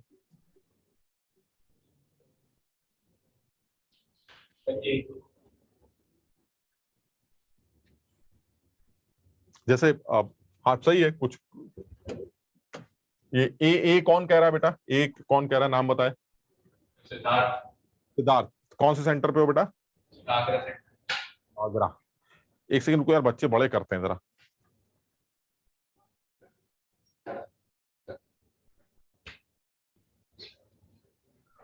हाँ, तो सिद्धार्थ ने जैसा सोचा है मैं बताऊं। सिद्धार्थ ये कह रहा है कि सर ऐसा है, आपके पास एक मॉलिक्यूल होगा, हाँ ठीक, उसका मॉलिक्यूलर वेट आपको निकालना है। Let the molecular weight of that molecule is M. ठीक, मान लेते हैं सर कि एक मॉलिक्यूल है जिसका मॉलिक्यूलर वेट जो है आपने एम मान लिया। चलिए बिल्कुल कर सकते हैं, तो हमने मॉलिक्यूलर वेट ले लिया। लेट द मॉलिक्यूलर वेट जो हमें निकालना है of that organic molecule is M. ठीक, अब ये बताइए, ये मॉलिक्यूलर वेट एम, इस एम का 0.1% सल्फर है। ठीक, तो इसका मतलब ये हुआ कि एम का अगर मैं 0.1%, सब लोग जानते हैं परसेंटेज ऐसे निकाली जाती है, एम का 0.1% ये होगा, तो ये जो एम का 0.1% है सर, ये it should be the weight of sulphur, and the weight of sulphur आपने अभी बताया था 32 होता है सर। यानी m का 0.1% एक सल्फर का वेट होगा जो कि 32 होता है, और m की वैल्यू यहां से सॉल्व करके 32,000 u निकल के आएगी। यानी अगर एक मॉलिक्यूल का वेट आप निकालना चाहें तो 32,000 u निकल के आएगा। क्लियर है यहां तक? लेकिन सर ये बताइए, आपको कैसे पता चला कि सल्फर का वेट 32 है? मैंने कहा जी बेवकूफ आदमी हो, सल्फर का एटॉमिक वेट 32 यू ही तो होता है, एक सल्फर का वेट 32 यू होता है, हमें सबको पता है। कह रहे नहीं, ये तो सही है सर, लेकिन ये कैसे पता है कि एक सल्फर है? कुछ अकल लगा पा रहे हो? मैंने तुम्हें ये बताया कि उसके अंदर सल्फर का एक एटम एग्जिस्ट करता है, क्या Yes, उसके अंदर sir. सल्फर के 2 एटम एग्जिस्ट नहीं कर सकते? और अगर उसके अंदर सल्फर के 2 एटम एग्जिस्ट करते हैं तो इसका क्या मतलब हुआ? इसका मतलब हुआ m का 0.1% वो 2 सल्फर का वेट होगा, बिकॉज सल्फर की परसेंटेज दे रखी है। Now if you have 2 sulphur atoms in the molecule, the weight of sulphur will be 64u। Clear है? यानी अगर सल्फर का एक एटम एग्जिस्ट करेगा देन आंसर विल बी 32,000। चलिए ठीक है, लेकिन सर ऐसा भी हो सकता है कि सल्फर के 2 एटम एग्जिस्ट करते हो। अगर सल्फर के 2 एटम एग्जिस्ट करेंगे तो इस m का 0.1% 2 सल्फर के वेट के बराबर होगा, and that is 64। Now the molecular weight will be 64,000u। Clear? Yes sir. और अगर सल्फर के 3 एटम एग्जिस्ट करें, सर आपने तो कुछ बताया नहीं, सल्फर के 3 भी हो सकते हैं। अब अगर सल्फर के 3 एटम्स होंगे तो उस केस में तीसरा केस बनेगा, क्या बनेगा? m into 0.1 upon 100 is equal to 96. So m is equal to 96,000u। Clear है? ऐसा तब Yes, sir. होगा जब सल्फर के 3 एटम्स माने गए हों, मुझे तो पता नहीं। ऐसा तब होगा जब सल्फर का 1 एटम मांगा गया हो, मुझे तो पता नहीं। और ऐसा तब होगा जब सल्फर के 2 एटम माने गए हों उस मॉलिक्यूल में, मुझे तो पता नहीं, क्योंकि आपने बताया ही नहीं। इसका क्या मतलब हुआ? आप बताओ कौन सा आंसर टिक करना चाहिए? ए और सी। कोई भी आंसर टिक कर सकते हैं। इसका अब तो आप कोई भी आंसर टिक कर सकते हैं। क्लियर है? इन चारों में से कोई भी आंसर टिक किया जा सकता है? नहीं किया जा सकता। इन चारों में से वो आंसर टिक किए जा सकते हैं जो 32,000 का इंटीग्रल मल्टीपल। गजब लल्लू आदमी हो। ऐसा भी हो सकता है कि आधा सल्फर एटम है, काट देते हो एटम को तुम, तो सल्फर या तो 1 होगा या 2 होगा या 3 होगा या 4 होगा या 5 होगा। यानी जो भी आंसर आएगा वो या तो ये आएगा या इसी का इंटीग्रल मल्टीपल आएगा। यानी either the answer will B 32,000u और the integral multiple of 32,000, that is answer will B this and this. ये दोनों नहीं हो सकते। बताओ समझे कि नहीं? तो सर इससे पहले वाले सवाल में तो आपने कहा था कोई भी आंसर हो सकता है। यार अब मुझको ये सब मत बतवाओ, तुम अपने आप अकल लगाओ कि इससे पहले क्या पूछा था मैंने और आज क्या पूछ रहा हूं। इससे पहले मैंने पूछा था वेट क्या निकल के आएगा, कुछ भी निकल आएगा सर, वेट में क्या रखा है। इस बार सवाल क्या पूछ रहा हूं, ये बताइए कि अगर आपको पूरा सैंपल गिवन हो और उस पूरे सैंपल में सल्फर की परसेंटेज गिवन हो, ये नहीं पता कि सल्फर कितने एटम है, तो अगर आपको पूरा सैंपल पता हो और उसका मॉलिक्यूलर वेट आपको निकालना हो और उसके अंदर सल्फर की परसेंटेज 0.1 दे रखी हो, तो आपको ये तो पता नहीं सल्फर कितना है। तो अगर आपने सल्फर 1 माना तो आंसर ये निकल के आएगा, 2 माना तो ये, 3 माना तो ये। इसका मतलब आंसर कुछ भी सही हो सकता है जो कि 32,000 का इंटीग्रल मल्टीपल। क्लियर है मेरी बात? सब लोग समझ रहे हैं? Yes, sir. ये सवाल नहीं पूछा गया, ये सवाल कहीं नहीं दिया गया। ठीक, अब तुम ये बताओ, अब तुम ही से पूछ लेता हूं, इतना तुम समझ जाते हो। अब सवाल पूछा क्या जाता होगा? एक आंसर सही करना है, बताओ क्या पूछे? एक आंसर बताना है, क्या पूछे वो मुझसे कि मैं एक ही आंसर टिक करूं। सल्फर के नंबर ऑफ एटम्स लिखेगा। बिल्कुल सही स्वाम। मुझे सल्फर का एटम बता दें। आप मुझे ये बताइए कि आप जिस ऑर्गेनिक मॉलिक्यूल की कहानी लेके बैठे हैं उसमें सल्फर है कितने? 1 2 4 5 10 12 जो हम बता दीजिए, आंसर बता देंगे। उस केस में एक ही आंसर आएगा। क्लियर है? Yes sir. तो अगर मुझसे कहे कि भाई मेरे पास सल्फर के 2 एटम है, तो कौन सा आंसर लिखोगे? 64,000। सल्फर के 3 एटम है, यानी आप मुझे सर सल्फर के एटम बताइए, जैसा आप पूछा करते हैं वैसे पूछिए। ये तो एक अजीब तरीका है ना, ये सबसे अच्छा तरीका है सवाल पूछने का, क्योंकि बहुत सारे बच्चे इसका आंसर सिर्फ क्या लिख के आते हैं? 32,000, जबकि इसका आंसर वो सब सही होगा जो 32,000 का इंटीग्रल मल्टीपल, और जो कहीं पर भी नहीं पूछा गया ना कहीं दिया गया। इसलिए इन चीजों को बिल्कुल क्लैरिटी से समझ में आना चाहिए कि सर जब आप सैंपल की इंफॉर्मेशन दे देते हैं तो उसके अंदर पड़े हुए एटम्स की एग्जैक्ट इंफॉर्मेशन पता चलती है। अगर आप सैंपल की इंफॉर्मेशन नहीं देते तो मैं अंदाजा लगा सकता हूं, और वो अंदाजे तुम्हारे सामने।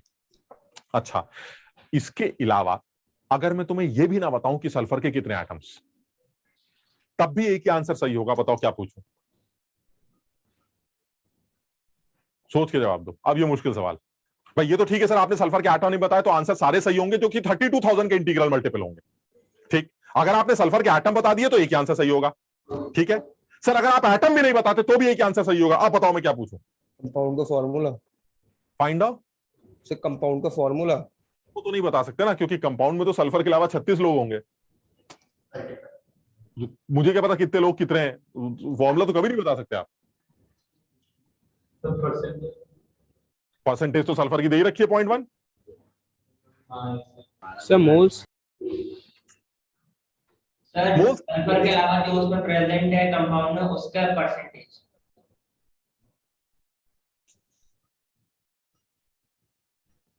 मैं तुमसे पूछूंगा जो कि आईआईटी पूछ चुका है, find out the minimum molecular weight. आप बताओ क्या मतलब है इस बात का? मिनिमम मॉलिक्यूलर वेट मतलब कम से कम सर एक सल्फर तो ले ही लीजिएगा। बताओ समझे कि नहीं? क्या आधा ले सकता हूं सल्फर? आधा आधा सल्फर? इसका मतलब ये हुआ अगर आपको मिनिमम मॉलिक्यूलर वेट चाहिए तो कम से कम उस मॉलिक्यूल में एक सल्फर तो होगा ही सर। और उस केस में आपका मिनिमम मॉलिक्यूलर वेट का आंसर क्या आएगा? सब लोग समझ पा रहे हैं? Now you have again 3 types of problem. इस तरह के सवालों की 3 टाइप्स। क्या? पहले कुछ नहीं बताएगा, आंसर निकालो, every answer is correct which is an integral multiple of 32,000। मतलब इस सवाल की बात कर रहा हूं, 32,000। समझ रहे हो बात को? दूसरा सवाल, नंबर ऑफ सल्फर आइटम बता देगा तो ये क्या आंसर सही होगा, और नहीं तो कुछ नंबर बताओ, मुझे ये बता दो, ये पूछ के बता दो कि मिनिमम मॉलिक्यूलर वेट जानना चाहते हो, क्योंकि मिनिमम मॉलिक्यूलर वेट का भी एक ही आंसर सही होगा, assuming 1 sulphur atom in that molecule, because इससे कम नहीं हो सकता। आराम से समझो, आराम से सोचो और फिर बताओ कि क्या चीज समझ में ज्यादा आ गई और क्या चीज समझ में कम आ गई।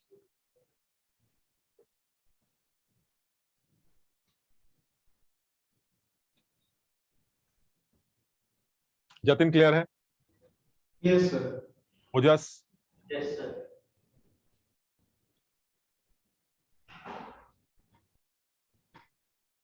आज नोएडा कनेक्टेड नहीं है यार। नोएडा के बच्चे घर से क्लास कर रहे हैं क्या?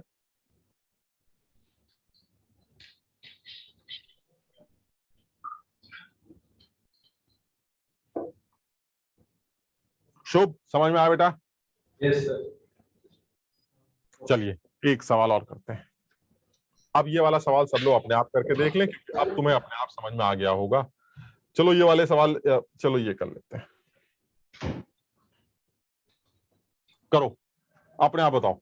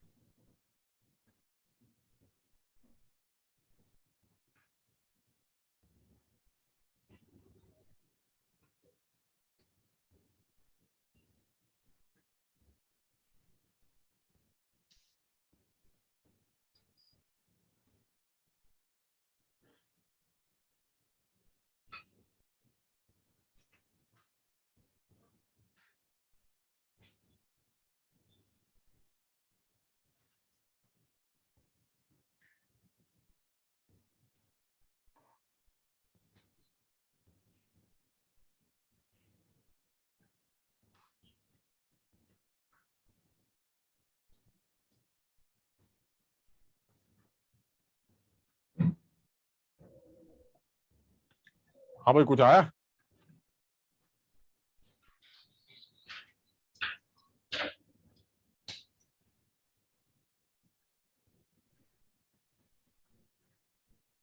ये तो उल्टा लग रहा है सवाल।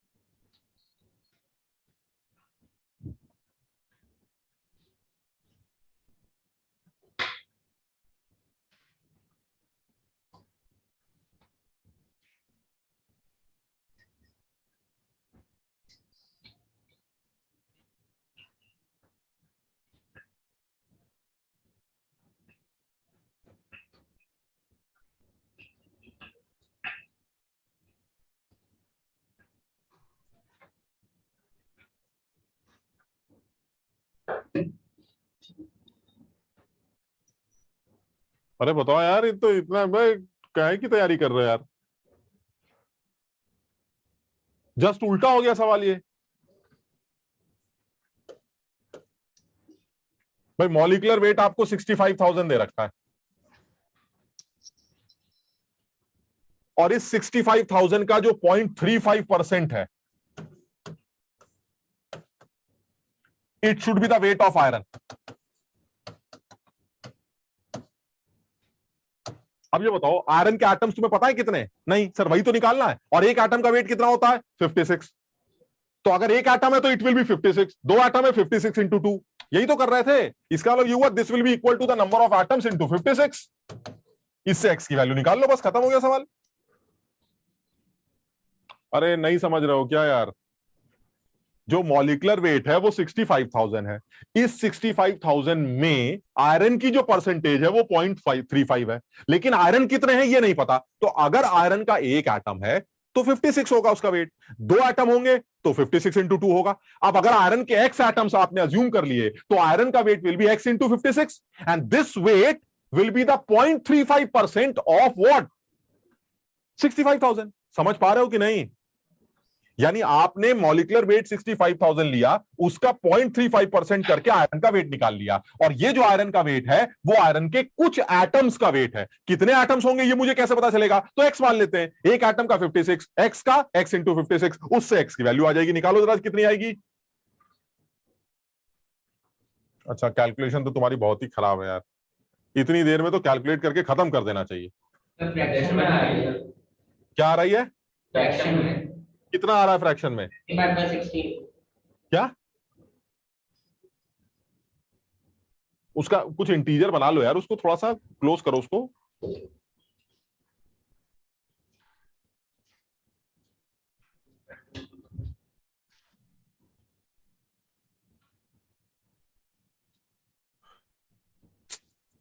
इंजीनियरिंग बैच में भी ये हालत है कि गुणा करना है।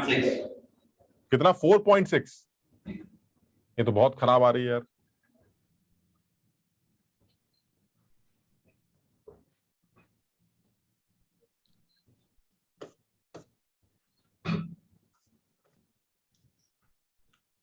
एक्स की जो वैल्यू आनी चाहिए वो आनी चाहिए 65 इंटू 3.5 अपॉन 56। तो ये 4 पॉइंट समथिंग बता रहे हो ना तुम? एक बार जरा कैलकुलेट करो तो एक्स की वैल्यू अगर 4.6 आ रही है या कुछ आ रही है, एक बार कैलकुलेट कर लो। किससे हटाएं?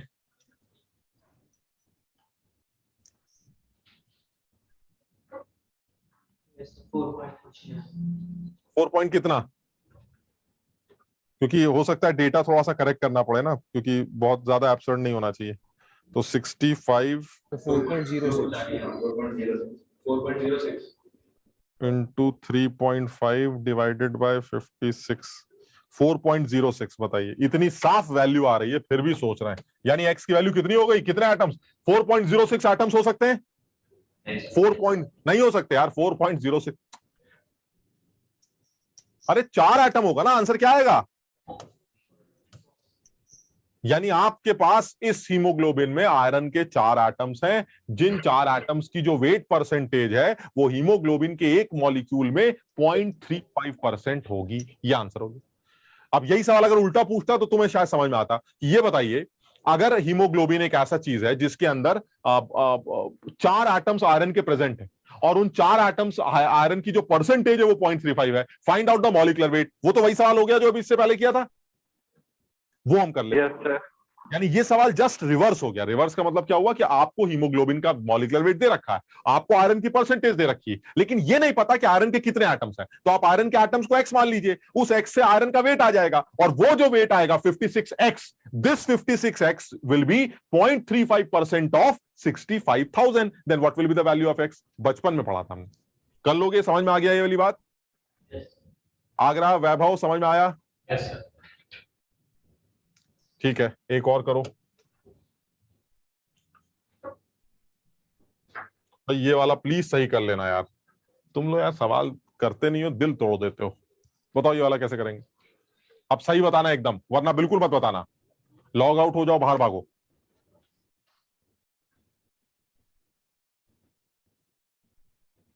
इस आदमी के बिल्कुल चक्कर में मत पड़ना, ये बेवकूफ बनाने के लिए दिया गया है, समझ लो बात को। कॉर्टिसोन फोर्टिसोन ये सब कुछ हमें मतलब ही नहीं, तुम समझते ही होगे। इससे पहले हीमोग्लोबिन का आपने क्या अचार डाल लिया था?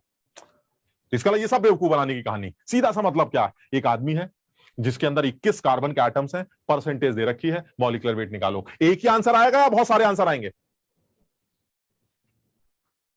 तो एक, क्योंकि कार्बन के एटम दे रखे हैं। जब नंबर पता होता है तब तो एक ही आंसर आता है, तो एक ही आंसर बता दो।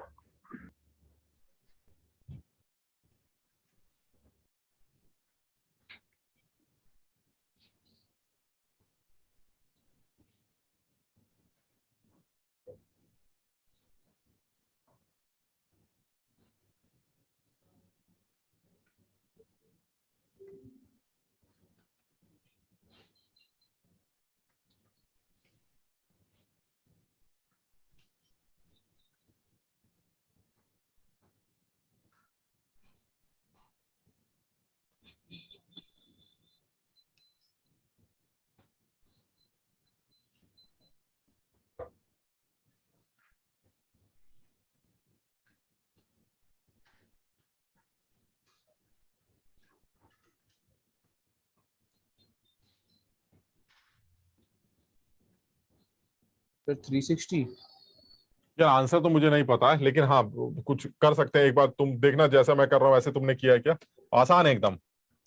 मॉलिक्यूलर वेट हमें निकालना है। Let the molecular weight is M, and M का 69.98% विल बी द लगभग 70 लिया था। अच्छा, wait of carbon, and the weight of carbon will be 21 atoms. 21 atoms का वेट कितना होगा? 21 into 12, 252। इससे एम की वैल्यू आ जाएगी। जितना भी आएगा यही आंसर होगा।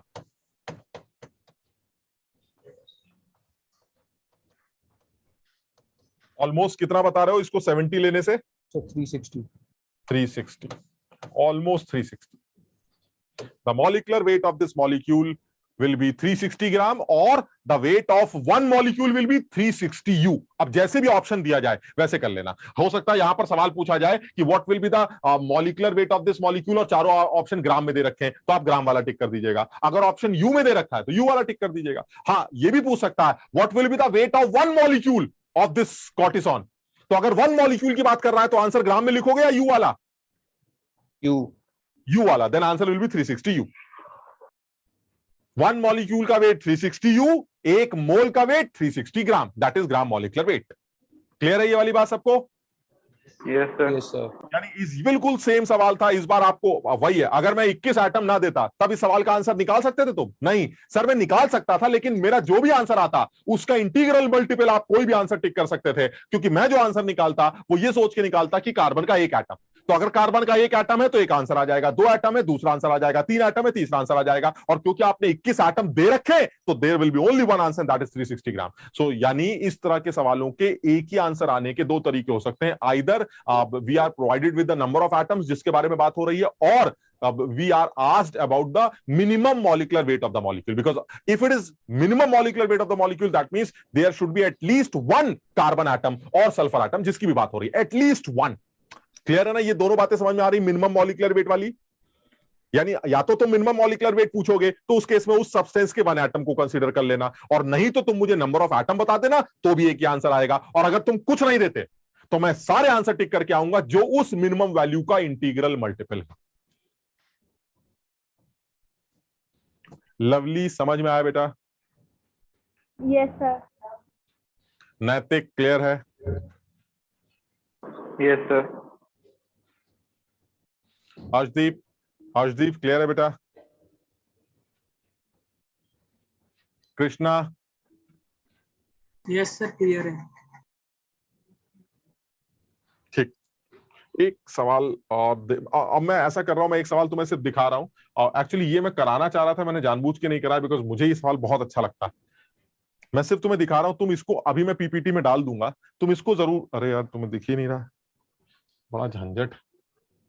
ये a compound has the molecular formula X4O6 if 10 gram of X4O6 has 5.72 gram of X, then what is the atomic weight of X? एक बड़ा अच्छा सवाल है, इसको तुम करने की कोशिश करना। ये वही है आप जो हमने पढ़ा है उसी से रिलेटेड, थोड़ा सा दिमाग, क्योंकि इससे ज्यादा मुश्किल सवाल आप इस परसेंटेज कॉम्पोजिशन से रिलेटेड सवाल नहीं बना सकते। बड़ा अच्छा सवाल बना है, तो तुम इसको अपने आप करने की आराम से कोशिश करना, है ना। अगर हो जाता है तो ठीक, नहीं तो नेक्स्ट क्लास में हम इसको डिस्कस भी करेंगे। तो आज इतना ही करते हैं, अगली क्लास में फिर मुलाकात करते हैं। जो टेस्ट होगा मैं फिर बोलूंगा, जो बच्चा वाई मैप को एब्जॉर्ब करके आएगा, मतलब समझो वेट देखते ही मोल निकालना, मोल देखते ही मॉलिक्यूल निकालना, मॉलिक्यूल देखते ही एटम निकालना, एटम देखते ही एसटीपी पे वॉल्यूम निकालना, जो वाई मैप को अच्छी तरह से घोट के आएगा उसके लिए वो पेपर करने लायक होगा। अदरवाइज अगर तुम यही सोचते रहेगा कि वेट को मोल कैसे करें और मोल से वेट कैसे निकलता है, मॉलिक्यूल कैसे निकलते हैं, तो आप नहीं कर पाएंगे। इसलिए अभी भी सब लोग कोशिश करें इस कन्वर्जन को जो वाई मैप में तुम्हें दिखाया गया था बिल्कुल एब्जॉर्ब करें और उस पर बेसिक कुछ सवालों की प्रैक्टिस करें। क्लियर है? तो आज इतना ही करते हैं, अगली क्लास में फिर मुलाकात करते हैं। Thank you so much. Thank you sir. You